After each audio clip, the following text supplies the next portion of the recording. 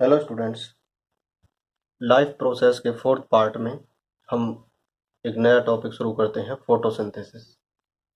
Photosynthesis एक प्रकार का न्यूट्रिशन ही है जो प्लांट्स में पाया जाता है और जिसके द्वारा जो पौधे हैं वो अपना भोजन बनाते हैं। इसमें ये लाइट का यूज करते हैं।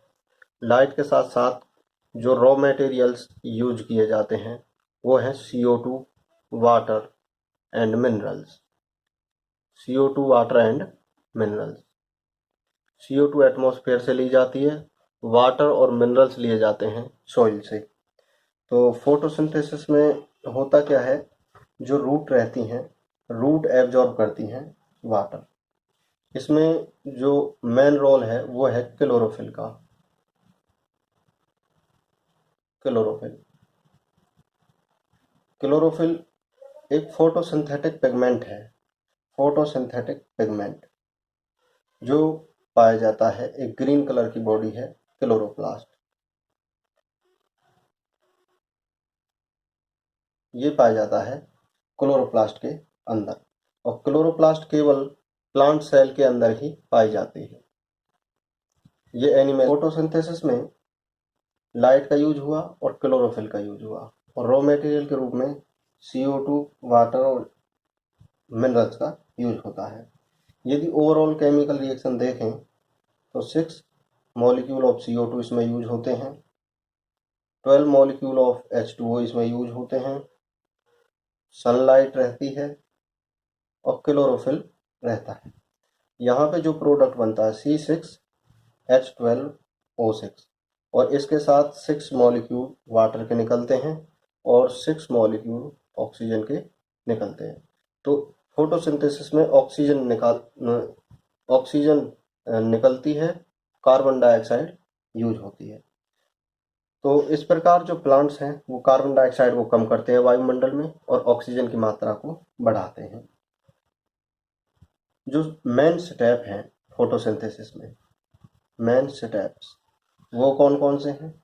सबसे पहले क्या होता है? सबसे पहले होता है लाइट का absorption. Absorption of solar energy. सबसे पहले सोलर एनर्जी एब्जॉर्ब की जाती है। एब्जॉर्ब किसके द्वारा की जाती है? सेकेंड उस पॉइंट में, conversion of solar energy. Conversion of solar energy, solar energy को कन्वर्ट किया जाता है केमिकल एनर्जी में। केमिकल एनर्जी में फिर क्या होता है? Splitting of water. जो वाटर के मॉलिक्यूल हैं वो जो है टूटते हैं। वो टूटते हैं हाइड्रोजन में और ऑक्सीजन में। फिर क्या होता है? जो CO2 है उसका रिडक्शन होता है। Reduction of CO2। Reduction of CO2 जब होता है तो यहाँ पर ये होता है ग्लूकोज में। यहाँ पर 4 स्टेप हैं फोटोसिंथेसिस के। सबसे पहले absorption of solar energy, conversion of solar energy into chemical energy, और तीसरा है splitting of water molecule. Water molecule टूटता है हाइड्रोजन में और ऑक्सीजन में, और reduction of carbon dioxide into glucose. तो ये जो स्टेप हैं ये है फोटोसिंथेसिस के स्टेप। ग्लूकोज क्या है? ये जो ग्लूकोज है ये सिंपल कार्बोहाइड्रेट है, शुगर है, जो फोटोसिंथेसिस में बनती है। जब बहुत सारी ग्लूकोज आपस में जुड़ती हैं तो ये बनाती हैं starch. Many molecule of glucose combine together, they form starch. कभी कभी ये फ्रक्टोज से जुड़ जाती हैं। ग्लूकोज जब फ्रक्टोज से जुड़ जाती हैं, फ्रक्टोज से जुड़ने के बाद ये बनाती हैं सुक्रोज। सुक्रोज। तो यहाँ पे स्टार्च और सुक्रोज जो है ये है कम्प्लेक्स कार्बोहाइड्रेट, और जो ग्लूकोज और फ्रक्टोज हैं ये है सिंपल कार्बोहाइड्रेट। जो फूड ट्रांसपोर्ट होता है वेरियस पार्ट में वो सुक्रोज के रूप में होता है। लेकिन जब स्टोर होता है वो स्टोर होता है स्टार्च के रूप में। इसी प्रकार यदि एनिमल बॉडी के अंदर बात करें, ये तो हो गया प्लांट के अंदर, यदि एनिमल बॉडी के अंदर बात करें तो रिजर्व होता है ग्लाइकोजन के रूप में, ग्लाइकोजन के रूप में। जैसे स्टार्च के रूप में होता है तो स्टार्च की जगह पे प्लांट में होता है, और ग्लाइकोजन के रूप में ये होता है एनिमल्स के अंदर, ग्लाइकोजन के अंदर। अब बात करते हैं सिग्निफिकेंस क्या है फोटोसिंथेसिस का। सिग्निफिकेंस, तो सिग्निफिकेंस इसमें बात करते हैं। सबसे पहले फोटोसिंथेसिस हमें क्या देता है? सबसे पहले तो फूड प्राप्त होता है इससे। फूड, सभी जितने भी जीव हैं वो सभी प्लांट के ऊपर डिपेंड है, हेटेरोट्रॉफिक, और फूड प्रोवाइड करने का काम किसका है? प्लांट का। प्लांट किससे बनाते हैं? फोटोसिंथेसिस से। तो पहला सिग्निफिकेंस ये हो गया। दूसरा हो गया ऑक्सीजन टू एटमॉस्फेयर, एटमॉस्फेयर को ये ऑक्सीजन देते हैं क्योंकि फोटोसिंथेसिस होती है। तीसरा, प्लांट की ग्रोथ एंड डेवलपमेंट के लिए जरूरी है, ग्रोथ एंड डेवलपमेंट, प्लांट की ग्रोथ और डेवलपमेंट के लिए भी ये जरूरी है। एक और, इसमें जो CO2 रहती है वायुमंडल में, वो CO2 कन्वर्ट कर दी जाती है ऑक्सीजन में। तो इस प्रकार CO2 के बैलेंस को बनाए रखना, क्योंकि CO2 यदि ज़्यादा हो जाएगी तो एनवायरनमेंट का तापमान जो है वो ज़्यादा बढ़ जाएगा। तो CO2 को घटाने का काम कौन करता है? फोटोसिंथेसिस। तो ये हो जाएगा सिग्निफिकेंस ऑफ फोटोसिंथेसिस में। अब बात करते हैं basic requirement, basic requirement of photosynthesis. Photosynthesis की बेसिक रिक्वायरमेंट क्या है? तो इसमें बेसिक रिक्वायरमेंट में एक आता है लाइट, लाइट के बाद एक रहता है क्लोरोफिल, लाइट के बाद रहता है क्लोरोफिल, और क्लोरोफिल के अलावा एक रहती है कार्बन डाइऑक्साइड, और कार्बन डाइऑक्साइड जो है जो कि वायुमंडल से ली जाती है, और रहता है वाटर। वाटर कहाँ से लिया जाता है? सॉइल से, रूट के द्वारा एब्जॉर्ब किया जाता है। अब लाइट और क्लोरोफिल और CO2 और वाटर ये किस तरीके से प्रभावित करते हैं फोटोसिंथेसिस को, यहाँ पर हम पढ़ते हैं। लाइट का क्या प्रभाव है? लाइट, लाइट का सोर्स क्या है? सन है। लाइट का एक पार्ट है विजिबल पार्ट,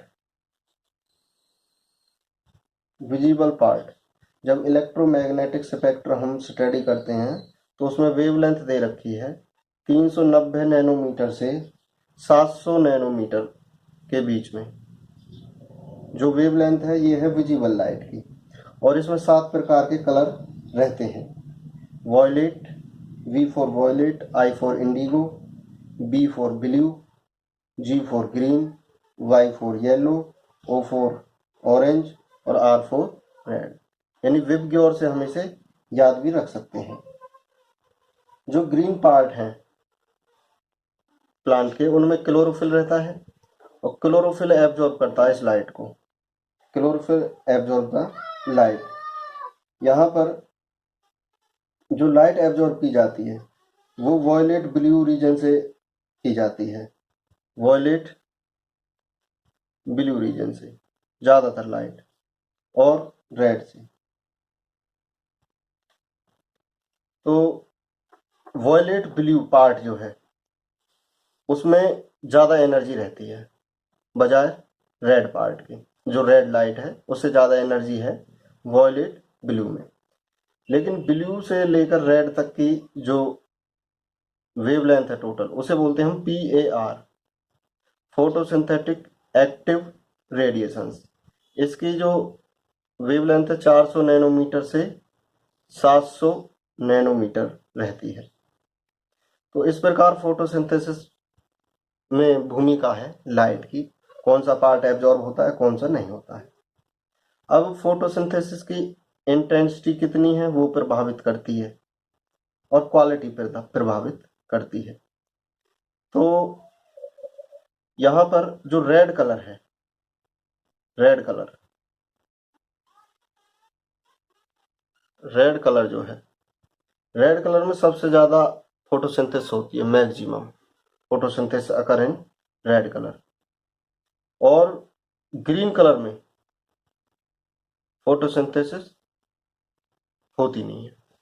यहाँ पे रेड कलर में सबसे मैक्सिमम है और ग्रीन कलर में होती नहीं है। अब बात करते हैं क्लोरोफिल की।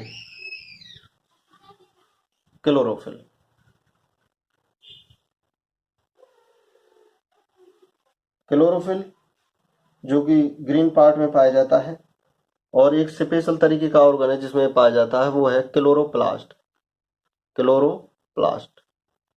क्लोरोप्लास्ट में क्लोरोफिल पाया जाता है। लीफ के अंदर बहुत सारी सेल्स हैं, उनमें एक सेल्स है मीजोफिल सेल्स, और मीजोफिल सेल्स में पाए जाते हैं क्लोरोप्लास्ट। ये पत्तों में तो रहते ही रहते हैं, ये स्टेम और ग्रीन ब्रांच में भी पाए जाते हैं, लेकिन इसकी जो अमाउंट है वो कम रहती है। अब बात करते हैं, क्लोरोफिल के अलावा कुछ दूसरे भी फोटो रिसेप्टर्स रहते हैं, जैसे कैरोटीनॉइड्स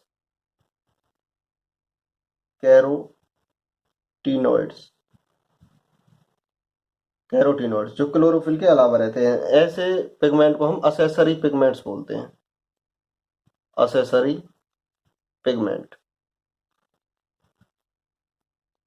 ये भी एब्जॉर्ब करते हैं लाइट को, लेकिन ये सहायता करते हैं क्लोरोफिल की। सहायता किसकी करते हैं? क्लोरोफिल की। जो कैरोटीनॉइड्स हैं ये एब्जॉर्ब करते हैं लाइट, विजिबल लाइट, और रिफ्लेक्ट किसको करते हैं? ये रिफ्लेक्ट करते हैं ऑरेंज और येलो कलर।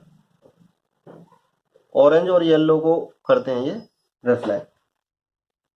जो कैरोटीनॉइड्स हैं इनमें ऑरेंज कलर का पिगमेंट कैरोटीन पाया जाता है। कैरोटीन, इसका कलर रहता है ऑरेंज। और जो ज़ैंथोफिल है, दूसरा पिगमेंट, इसका कलर रहता है येलो। ये असेसरी पिगमेंट है कैरोटीनॉइड्स, क्लोरोफिल के अलावा। अब बात करते हैं कार्बन डाइऑक्साइड की। यहाँ पर हमने लाइट पढ़ा, फिर क्लोरोफिल पढ़ा, अब पढ़ेंगे यहाँ पे कार्बन डाइऑक्साइड। CO2 कहाँ रहती है? एटमॉस्फेयर में। जो टेरेस्ट्रियल प्लांट है, यानी जो धरती पे उग रहे हैं, वो तो वायुमंडल से ले लेते हैं, लेकिन जो पानी में हो रहे हैं वो पानी से एब्जॉर्ब करते हैं। इसको एब्जॉर्ब करने के लिए छोटे छोटे जो पोर हैं सरफेस पर, उन्हें हम स्टोमेटा कहते हैं। स्टोमेटा की स्ट्रक्चर कुछ इस तरीके की रहती है, इस तरीके। ये है गार्ड सेल, ये ओपनिंग है बीच में गार्ड सेल के चारों ओर ये है सब्सिडियरी सेल्स।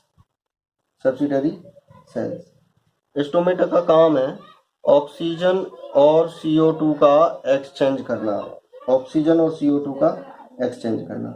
ये ज़्यादातर जो दिन में तो ये रहते हैं ओपन, दिन में तो रहते हैं खुले, लेकिन रात में ये क्लोज रहते हैं। जो ये सेल है किडनी शेप, इन्हें हम गार्ड सेल बोलते हैं।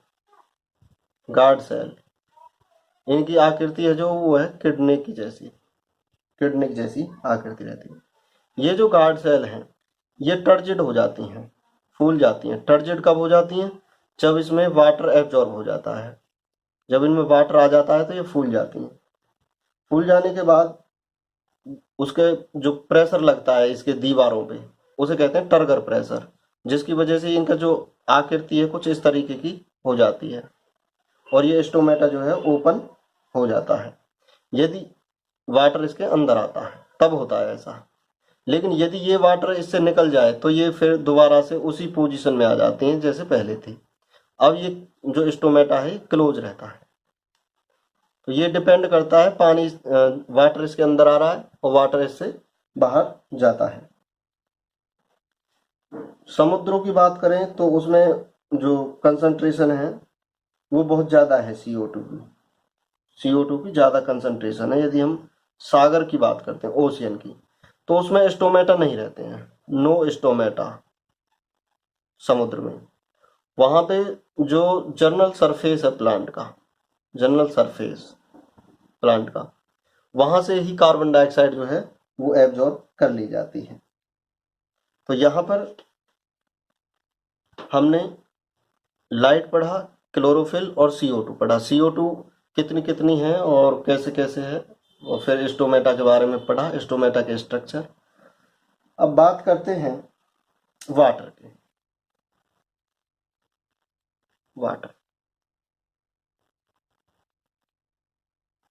वाटर एक रॉ मटेरियल है जो फोटोसिंथेसिस में काम आता है CO2 के साथ। जो हमने यहाँ पे ये रिएक्शन पढ़ी थी, तो यहाँ पे ये वाटर जो है यूज होता है। ये वाटर जो है मिलता कहाँ से है? ये मिलता है सोइल से। एब्जॉर्ब किया जाता है रूट के द्वारा। रूट के द्वारा ये एब्जॉर्ब किया जाता है। लाइट की प्रेजेंस में वाटर टूट जाता है और टूटने के बाद ये देता है हाइड्रोजन और ऑक्सीजन। इसे कहते हैं photolysis of water. Photolysis of water.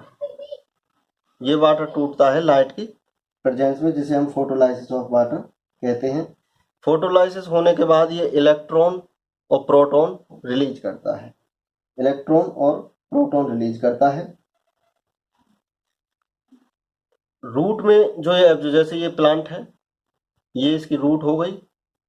Root से जो ये एब्जॉर्ब होता है, ये होता है ऑस्मोसिस के द्वारा। ऑस्मोसिस के द्वारा रूट जो है, तो वाटर जो है वो अंदर आता है रूट के अंदर। फिर ये दूसरे पार्ट को ये फिर पहुंचा दिया जाता है। तो इस वाटर को दूसरे पार्ट में ले जाने का काम करता है जाइलम। और जाइलम में दो चीज रहती हैं, एक तो रहती हैं वेसल्स और एक रहती हैं ट्रैकिड्स। वेसल्स रहती हैं और ट्रैकिड्स रहती हैं, जो रूट में भी प्रेजेंट रहती है और स्टेम में भी प्रेजेंट रहती है। वाटर अकेला नहीं जाता, वाटर के साथ साथ मिनरल भी जाते हैं। मिनरल भी जाते हैं।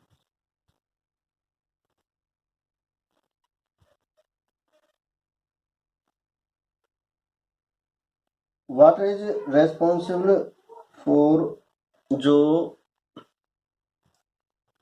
रेस्पॉन्सिबल है किसके लिए? ऑक्सीजन के लिए। कई बार क्वेश्चन आता है जो ऑक्सीजन है ये कहाँ से निकलती है, ये इसे देने वाला कौन है, CO2 है या वाटर है? दोनों में से कौन सा है? तो इसका आंसर होगा वाटर, ना कि CO2। तो यहाँ पे जो भी रॉ मटेरियल थे जो कि फोटोसिंथेसिस के लिए जरूरी है, जो भी बेसिक रिक्वायरमेंट है, light, chloroplast, CO2 and water. Next video में हम साइट ऑफ फोटोसिंथेसिस यानी क्लोरोप्लास्ट के बारे में पढ़ेंगे और फोटोसिंथेसिस के क्या मैकेनिज्म है इसके बारे में पढ़ेंगे।